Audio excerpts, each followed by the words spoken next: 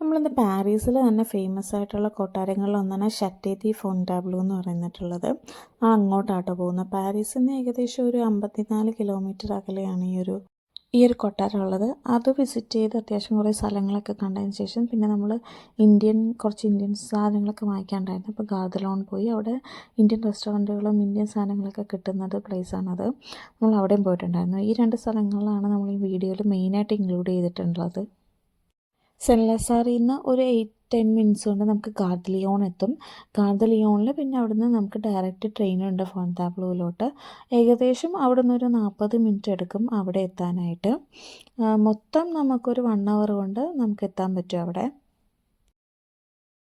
പിന്നെ ട്രെയിൻ കയറുമ്പോഴത്തേക്കും ഈ സിമ്പിൾസ് നമ്മുടെ സ്റ്റേഷനൊക്കെ നന്നായിട്ട് നോക്കിയിട്ട് വേണം കയറാൻ, അല്ലെങ്കിൽ നമ്മൾ ഓപ്പോസിറ്റ് ഡയറക്ഷനിൽ പോകാനുള്ള ചാൻസ് ഉണ്ട്.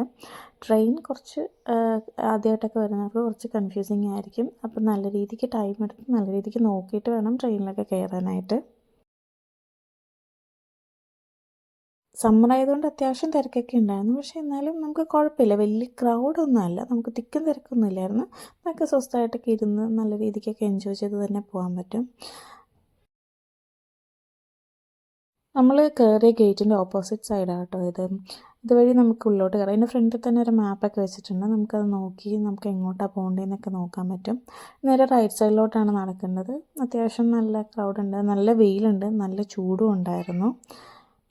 12-ാം നൂറ്റാണ്ടിലാണ് ഈ കൊട്ടാരം പണിയാൻ തുടങ്ങിയത്. ഫ്രാൻസിലെ ഏറ്റവും പഴയ രാജകീയ കൊട്ടാരങ്ങളിലൊന്നാണ് നമ്മുടെ ഈ കൊട്ടാരം. ഫ്രാൻസിലെ പല രാജാക്കന്മാരും മെയിനായിട്ട് വേനൽക്കാലത്താണ് ഇവിടെ ഈ കൊട്ടാരം യൂസ് ചെയ്തിട്ടുണ്ടായിരുന്നത്. ഫ്രാൻസിസ് ഒന്നാമനാണ് ഈ കൊട്ടാരം മെയിനായിട്ട് റിനൈസാൻസ് ശൈലിയിലേക്ക് മാറ്റിയിട്ടുണ്ടായിരുന്നത്. ഇവിടെ ഒത്തിരി ഗാർഡൻ ഉണ്ട് കേട്ടോ. ഇത് ബോഗൺവില്ലയാണെന്ന് നമുക്ക് തോന്നും, പക്ഷേ ഇത് ബോഗൺവില്ലയല്ല. നല്ല ഭംഗിയുള്ള കുറേ പൂക്കളുള്ള ചെടികളുണ്ട് കേട്ടോ. ഇത് അടുത്ത് നോക്കിയാൽ അറിയാം. ഇത് ബോഗൺവില്ലയല്ല, പക്ഷേ നല്ല ഭംഗിയുണ്ട്. ഞാൻ ആദ്യം വിചാരിച്ചത് നമ്മുടെ അരളിപ്പൂ ഇല്ലേ, ആ ഒരു ടൈപ്പ് ഓഫ് ചെടിയാണ്. പക്ഷെ നല്ല ഭംഗിയുണ്ട് ദൂരെ നോക്കാൻ. കുറേ ചെടികളൊക്കെ ഉണ്ട് കേട്ടോ ഇവിടെ.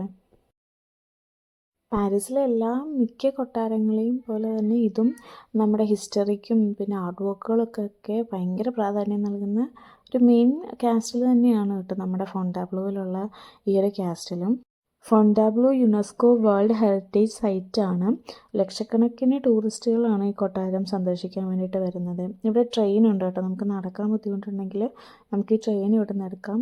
ഇവിടെ ഫുള്ളും നമ്മളെ ചുറ്റിക്കാണിക്കും. ഇതാണ് ഇതിൻ്റെ ഒരു മെയിൻ പാർട്ടാണ് കേട്ടോ. ഇവിടെ ഒത്തിരി ആൾക്കാർ റീൽസൊക്കെ എടുക്കുന്നുണ്ടായിരുന്നു. ഈ സ്റ്റെപ്പ് വഴി ഇങ്ങനെ ഇറങ്ങുന്നത്, ഇവിടെ നിന്ന് ഫോട്ടോസൊക്കെ എടുക്കുന്നുണ്ടായിരുന്നു. തന്നെ ഞാൻ പറഞ്ഞ ട്രെയിൻ ഇത് നമ്മൾ അഡീഷണൽ ടിക്കറ്റ് പേ ചെയ്യണം. അങ്ങനെയാണെങ്കിൽ നമ്മൾ ഈ കൊട്ടാരം ഫുള്ളും നമ്മളെ ചുറ്റിക്കാണിക്കും. ഇതിൻ്റെ ഉള്ളിലോട്ട് പോകുന്നതാണ്. ഇതൊരു വലിയൊരു കൊട്ടാരം കേട്ടോ. ഇതിങ്ങനെ നീണ്ട് കിടക്കുകയാണ്. ഇതിൻ്റെ ഒരു മാപ്പ് ഞാൻ ഇതിനകത്ത് ഇൻക്ലൂഡ് ചെയ്യാം. പിന്നെ ഒരു സ്ട്രക്ചർ നമുക്ക് മനസ്സിലാവും. ഇവിടുന്ന് റൈറ്റ് സൈഡിലോട്ട് പോവുകയാണെങ്കിൽ ഒരു പോണ്ടുണ്ട്. അതിൽ കുറേ മീനൊക്കെ ഉണ്ട്. അതിൽ ബോട്ടിങ് ചെയ്യാം. ബോട്ടിങ്ങിനും നമുക്ക് അഡീഷണൽ പേയ്മെൻറ്റ് കൊടുക്കണം. അതിനകത്ത് തന്നെ ഫുഡിൻ്റെയൊക്കെ സ്ഥലമുണ്ട് കേട്ടോ. ഇവിടെ നമുക്ക് ഫുഡും വാങ്ങിച്ച് കഴിക്കാം. പക്ഷെ നമ്മളെ വീട്ടിൽ നിന്ന് ഫുഡ് കൊണ്ടുവന്നിട്ടുണ്ടായിരുന്നു. നമ്മളപ്പോൾ ഇവിടെ വെളിയിലിരുന്ന് കഴിച്ചിട്ടാണ് ഇതിൻ്റെ ഉള്ളിലോട്ട് കയറിയത്. ഉള്ളിലോട്ടെന്ന് വെച്ചാൽ കൊട്ടാരത്തിൻ്റെ ഉള്ളിലോട്ടല്ല, ഒരു എൻട്രൻസ് വഴി ഇതിൻ്റെ ഉള്ളിലോട്ട് കയറിയത്. ഇവിടെ നിന്ന് കുറേ ടൂറിസ്റ്റുകൾ വന്നിട്ടുണ്ടായിരുന്നു. ഗൈഡൊക്കെ ഉണ്ട് ഇവിടെ. പിന്നെ മെയിനായിട്ട് കുറേ കുട്ടികൾ സ്കൂളിൽ നിന്നൊക്കെ ടൂർ കൊണ്ടുവന്നാന്ന് തോന്നുന്നു. കുറേ കുട്ടികൾ ഇതുപോലെ ഇങ്ങനെ ഇതിനകത്തുണ്ടായിരുന്നു. അവർ ഈ യുനെസ്കോ വേൾഡ് ഹെറിറ്റേജ് അല്ലേ, അപ്പം ഓരോ ഹിസ്റ്ററിയും കാര്യങ്ങളൊക്കെ പഠിപ്പിക്കാനായിട്ടായിരിക്കും. ഇതിനകത്ത് ഫുള്ള് മീനാട്ടോ. അതും വലിയ മീൻ, ചെറിയ ചെറിയ മീനൊന്നുമില്ല, ഭയങ്കര വലിയ മീനുകളായിരുന്നു ഇതിനകത്ത് ഫുള്ളുള്ളത്. നമുക്ക് ഫുഡൊക്കെ കൊടുക്കാം.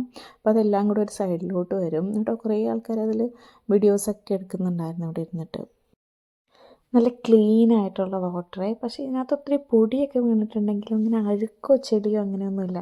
നമുക്ക് അതിൻ്റെ അടിഭാഗം വരെ നല്ല ക്ലീനായിട്ട് കാണാം. ഇതിനകത്ത് ചെറിയ കുറേ ബോട്ടുകൾ കിടപ്പുണ്ട് കേട്ടോ. ഇത് പെയ്ഡാണ്.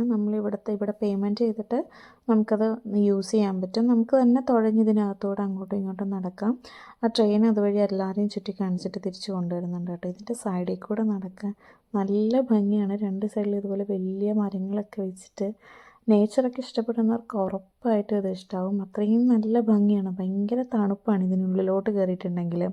ഇന്ന് നല്ല ചൂടുള്ളൊരു ദിവസമായിരുന്നു. പക്ഷേ ഇതിനകത്തോട്ട് കയറിക്കഴിഞ്ഞാൽ നല്ല തണുപ്പും നല്ല കാറ്റും നല്ല രസമുണ്ടായിരുന്നു കാണാനായിട്ട്. ഇതിനകത്ത് 2 താറാവും അരയന്നങ്ങളൊക്കെ ഇട്ടിട്ടുണ്ടായിരുന്നു കേട്ടോ. അങ്ങനെ നല്ല രസമുണ്ടായിരുന്നു.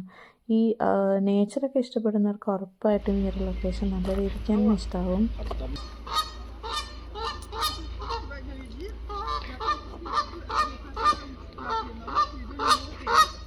കുറേ കുട്ടികൾ സ്കൂളിൽ നിന്നൊക്കെ ടൂർ വന്നിട്ടുണ്ടായിരുന്നു കേട്ടോ. അവരിതുപോലെ ഇങ്ങനെ ഒരു നല്ലൊരു പ്ലേസ് നോക്കിയിട്ട് അവിടെ ഒരു ബെഡ്ഷീറ്റ് വിരിച്ചിരുന്നിട്ട് അവിടെ ഫുഡൊക്കെ കഴിക്കുകയാണ് അവിടെ നിന്ന്. അവർ മാത്രമല്ല, പിന്നെ ഒത്തിരി ആൾക്കാർ വെയിൽ കൊള്ളാനൊക്കെ വന്നിട്ടുണ്ടായിരുന്നു. ഇവിടുത്തെ മരങ്ങളൊക്കെ ഭയങ്കര വലുതാണ്, ചെറിയ മരങ്ങളൊന്നുമില്ല, എല്ലാം നല്ല നല്ല വലിപ്പമുള്ള വലിയ വലിയ മരങ്ങളായി സൈഡ് 2 ഉണ്ടായിരുന്നത്. ഇടയ്ക്ക് നിറയെ പൂക്കളും ഉണ്ട്. വലിയൊരു ഗാർഡനാട്ടോ ഇത്. ഇതാദ്യം കണ്ടപ്പോൾ ഞാൻ ഈ ഒരു ഇത് കണ്ടപ്പോൾ പേടിച്ചു പോയി. പക്ഷെ നല്ല രസമുണ്ട് കാണാനായിട്ട്. ഫ്രാൻസ് രാജവംശം ഏറ്റവും കൂടുതൽ നാൾ യൂസ് ചെയ്തിരുന്ന ഏക കൊട്ടാരമാണിത്. ഫ്രാൻസിസ് 1 റിനൈസൻസ് കലയുടെ വലിയൊരു പ്രോത്സാഹനനായത് ലിയനാർഡോ ഡാവിഞ്ചിയുടെ സ്വാധീനത്തിലായിരുന്നു. പിന്നെ നമ്മുടെ നെപ്പോളിയൻ മ്യൂസിയം എന്ന് പറഞ്ഞിട്ടുള്ള ഒരു സെക്ഷൻ ഇവിടെ ഉണ്ട് കേട്ടോ. നെപ്പോളിയൻ്റെ ജീവിതത്തിൻ്റെ ഹിസ്റ്ററിയും കാര്യങ്ങളൊക്കെയാണ് മെയിനായിട്ട് ആ ഒരു സെഷനിലുള്ളത്.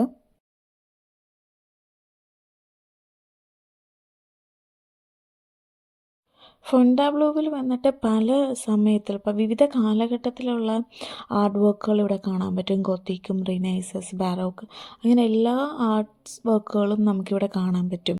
റിനൈസൻസ് കാലഘട്ടം 14-ാം നൂറ്റാണ്ടിലാണ് യൂറോപ്പിൽ മെയിനായിട്ട് ആരംഭിച്ചിട്ടുണ്ടായിരുന്നത്. നമ്മുടെ ലിയനാർഡോ ഡാവിഞ്ചി അതിൻ്റെ ഏറ്റവും പ്രധാനപ്പെട്ട ഒരു പ്രതിനിധിയായിരുന്നു. അദ്ദേഹത്തിൻ്റെ ഫേമസ് ആണല്ലോ മൊണാലിസയും ലാസ്റ്റ് സപ്പറും എല്ലാം. ഇതിൽ മെയിനായിട്ട് മനുഷ്യരുടെ വികാരങ്ങളാണ് മെയിനായിട്ട് ഫോക്കസ് ചെയ്തിരുന്നത്. പിന്നെ പ്രകൃതിയും അങ്ങനെ എല്ലാം ഇൻക്ലൂഡ് ചെയ്തിട്ടുണ്ടായിരുന്നു ഇതിനകത്ത്. ഗൊത്തിക് കാലഘട്ടം 12-ാം നൂറ്റാണ്ടിലാണ് യൂറോപ്പിൽ സ്റ്റാർട്ട് ചെയ്തത്. ഗൊത്തിക് കലയുടെ പ്രധാന സവിശേഷത എന്താണെന്ന് വെച്ചാൽ ഉയരം കൂടിയ കെട്ടിടങ്ങൾ, നല്ല പോയിൻറ്റഡ് ആയിട്ടുള്ള ആർച്ചസ്, നല്ല ഗ്ലാസ്, നല്ല കളർഫുള്ളായിട്ടുള്ള ഗ്ലാസ്സുകൾ കൊണ്ടുള്ള വർക്കുകൾ, അതൊക്കെയായിരുന്നു മെയിനായിട്ട്. അതിലേറ്റവും പ്രധാനപ്പെട്ട ഒരു എക്സാമ്പിൾ പറയുകയാണെങ്കിൽ നമ്മളുടെ പാരീസിലുള്ള നോത്രഡാം കത്തീഡ്രൽ അതിനൊരു മെയിൻ എക്സാമ്പിളാണ്. ബാരോക്ക് കലയുടെ മെയിൻ സവിശേഷത എന്ന് പറഞ്ഞാൽ ആഡംബരമാണ്. ആഡംബരവും എമോഷണലും പിന്നെ ലൈറ്റ്സ് ആൻഡ് ഷാഡോസ് അതൊക്കെയാണ്. ആഡംബരങ്ങളുടെ മെയിൻ ഒരു കെട്ടിടങ്ങളുടെ ഒരു മെയിൻ സാമ്പിൾ പറയുകയാണെങ്കിൽ വേഴ്സായ് പാലസ്, പാരീസിലുള്ള വേഴ്സായ് പാലസ് ഇതിനൊരു ബെസ്റ്റ് എക്സാമ്പിളാണ്. ബാരോക്ക് കലയിലെ മെയിൻ ഉദ്ദേശം എന്ന് പറഞ്ഞിട്ടുണ്ടെങ്കിൽ ഭരണാധികാരത്തെ വലിയതും ഭീതിപ്പെടുത്തുന്നതുമായ രീതിയിൽ കാണിക്കുക എന്നുള്ളതൊക്കെയായിരുന്നു അതിൻ്റെ മെയിൻ ഉദ്ദേശം എന്ന് പറഞ്ഞിട്ടുള്ളത്. അപ്പോൾ ഈ എല്ലാ ആർട്ട് വർക്കുകളും നമുക്കിവിടെ വന്നാൽ കാണാൻ പറ്റും ഈ ഒരു പ്ലേസിൽ. നമ്മൾ അത്യാവശ്യം ഇവിടെ എല്ലാം ഈ കാസിൻ്റെ ഉള്ളിലൊക്കെ നടന്ന് കണ്ടു. എല്ലാം ഗാർഡൻ ഫുള്ളൊന്നും നടന്ന് കാണാൻ പറ്റിയിട്ടില്ല, അത്രയും വലുതായിരുന്നു. അത്യാവശ്യം കുറച്ച് സ്ഥലങ്ങളൊക്കെ കണ്ടു. നമ്മൾ പിന്നെ തിരിച്ച് പോകാമെന്ന് വിചാരിച്ചു. പണ്ടൊക്കെ ഞാൻ ഈ സിനിമയൊക്കെ കാണുമ്പോഴത്തേക്കും വിചാരിക്കും ഈ ഗാർഡൻ്റെ ഉള്ളിലൊക്കെ ഇപ്പം രാജാവ് ഓരോ ആൾക്കാരെ മീറ്റ് ചെയ്യുന്നു, അല്ലെങ്കിൽ ചാരന്മാരൊക്കെ വന്ന് സംസാരിക്കുന്നതൊക്കെ ടി വിയിൽ കാണുമ്പോൾ ഞാൻ വിചാരിക്കും ഈ കൊട്ടാരത്തിൽ ഇത്രയധികം ആൾക്കാരൊക്കെ ഉണ്ടായിട്ട് ഇവരാരെയും കണ്ടുപിടിക്കാത്തതെന്ന്. പക്ഷെ ഇവിടെ വന്ന് ഈ ഗാർഡനും ഇതൊക്കെ കാണുമ്പോഴാണ് മനസ്സിലാവുന്നത് എന്തുകൊണ്ടാണ് അവരെ കണ്ടുപിടിക്കാൻ പറ്റാത്തതെന്നുള്ളത്. വെച്ചാൽ അത്രയും വിസ്തൃതമായിട്ട് കിടക്കുക അത്. ഇതിനകത്തുനിന്ന് ഒരാൾ ഫൈൻഡ് ഔട്ട് ചെയ്യാന്ന് വെച്ചാൽ ഭയങ്കര ബുദ്ധിമുട്ടാണ്. ഒരു ദിവസം ഫുള്ള് നമ്മളിവിടെ സ്പെൻഡ് ചെയ്തിട്ടും നമുക്ക് എല്ലാ സ്ഥലങ്ങളും കാണാൻ പറ്റില്ല. ഈ ഗാർഡൻ്റെയും അല്ലെങ്കിൽ ഈ ഇതിന് ചുറ്റുമുള്ള സ്ഥലം ഫുള്ളും അത്രയും വിശാലമായിട്ട് കിടക്കുന്ന സ്ഥലങ്ങളാണിത്. ഗാർഡനോ റെയിൽവേ സ്റ്റേഷനുള്ള കേട്ടോ ഇത്. ഇവിടെ നിന്നാണ് നമ്മുടെ UK പോകുന്നത്. ഇതിന് നേരെ വെളിയിലോട്ട് ഇറങ്ങി ഇവിടുന്ന് നമ്മൾ മെയിനായിട്ടും നമ്മുടെ നാട്ടിലുള്ള സാധനങ്ങളൊക്കെ വാങ്ങിക്കുന്നത് കടല, പരിപ്പ് അങ്ങനെയുള്ളത്. പിന്നെ നമ്മുടെ നാട്ടിൽ കിട്ടുന്ന സാധനങ്ങളൊക്കെ മെയിനായിട്ട് മേടിക്കുന്നത് ഇവിടെ നിന്നാണ്.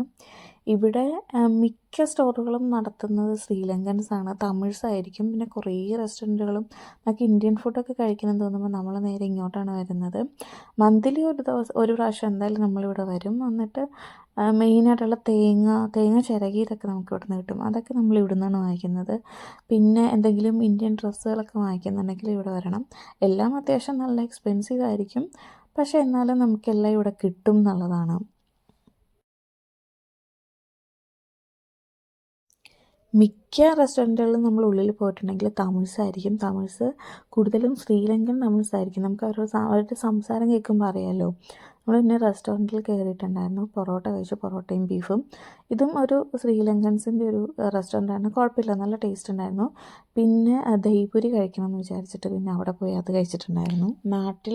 നാട്ടിൽ കിട്ടുന്ന എല്ലാ ഐറ്റംസും നമുക്കിവിടെ കിട്ടും. പിന്നെ വില കമ്പയർ ചെയ്യുമ്പോൾ അത്യാവശ്യം നല്ല റേറ്റ് ഉണ്ടാവും എല്ലാ കാര്യങ്ങൾക്കും. നമ്മൾ പിന്നെ ഫുള്ളും നാട്ടിലെ വെജിറ്റബിൾസ് ഒന്നും വാങ്ങിക്കത്തില്ല, അല്ലാതെ മാർക്കറ്റിൽ നിന്ന് വാങ്ങിക്കാം. ഇവിടെ ചക്ക ഇതുപോലെ ചെറിയ പീസാക്കി വെച്ചിട്ടുണ്ടായിരുന്നു കേട്ടോ. ഈ ഒരു പീസിന് 7 യൂറോ മറ്റോ. അത്യാവശ്യം നല്ല റേറ്റ് ഉണ്ടായിരുന്നു. അപ്പോഴത്തേക്കും നൈറ്റ് ആയിട്ടുണ്ടായിരുന്നു. നമ്മളെല്ലാം വാങ്ങിച്ചു. എല്ലാം കഴിഞ്ഞ് നമ്മൾ പിന്നെ തിരിച്ച് വീട്ടിലോട്ട് പോകാമെന്ന് വിചാരിച്ചു. വീട്ടിൽ നമ്മൾ തിരിച്ചെത്തിയപ്പോഴത്തേക്കും ഏകദേശം ഒരു 9-9:30 ആയിട്ടുണ്ടായിരുന്നു. പക്ഷേ ഇപ്പോഴും നല്ല ലൈറ്റ് ഉണ്ട് കേട്ടോ. സമ്മർ ആയിക്കഴിഞ്ഞാൽ എങ്ങനെയാണ് ഈ ഒരു ടൈം എന്ന് പറഞ്ഞിട്ടുണ്ടെങ്കിൽ ഒരു 8 മണിയൊക്കെ ആയിട്ടുണ്ട്. അങ്ങനെ നമ്മുടെ റെയിൽവേ സ്റ്റേഷൻ. നമ്മളിവിടുന്ന് പിന്നെ ബസ് കയറി വേണം നമുക്ക് വീട്ടിലോട്ട് പോകാൻ. വീട്ടിലെത്തിയപ്പോഴത്തേക്കും 10 മണിയൊക്കെ ആയിട്ടുണ്ടായിരുന്നു. പക്ഷേ എന്നാലും നല്ല വെളിച്ചമുണ്ടായിരുന്നു വെളിയിൽ കേട്ടോ. 10 മണിയായി കേട്ടോ നൈറ്റ് വീട്ടിലെത്തിയപ്പോഴത്തേക്കും.